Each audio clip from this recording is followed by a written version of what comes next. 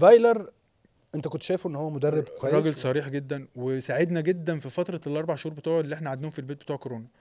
كان كل يوم يبعت لنا يعني حاجه حماسيه كده، جمله حماسيه، احنا راجعين بكره. هو عارف ان احنا مش هنرجع بكره. يعني من تاني يوم كورونا قعدنا في البيت، قعدنا 4 شهور، كان كل يوم يقول لنا هنرجع بكره، ده هنرجع اول اسبوع، يخلصوا التمارين دي، اعملوا التمارين دي. فهو كان ساعدنا جدا في الفتره دي ان احنا برضو نبقى واقفين على رجلينا بشكل كويس.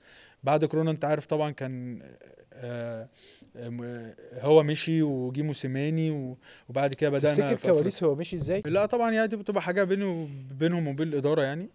لكن هو مشي ما كانش مستريح. اه يعني كان اهله بعيد عنه في ايام كورونا، فده كانت مشكله يعني.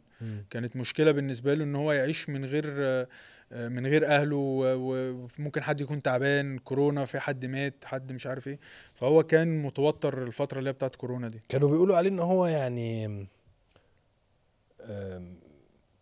يعني انف كده هو انف يعني هم كل السويسريين كده تقريبا. يعني الجو نفس برد القطعيه. هناك. اه الجو برد هناك، فهم بيبقوا عندهم هدوء زياده عن اللزوم. اه لكن كان مدرب كويس جدا اه. جدا. انت كنت مدرب شايفه؟ مدرب كويس جدا، بعيد عن شخصيته، بعيد ان هو كان برضه في ناس بيتعامل معاه بشكل مش احسن حاجه. مم. لكن هو كمدرب فنيا وكمدرب يعني بيغير في الملعب وككوتشنج وكده. لا لا، مدرب كويس جدا.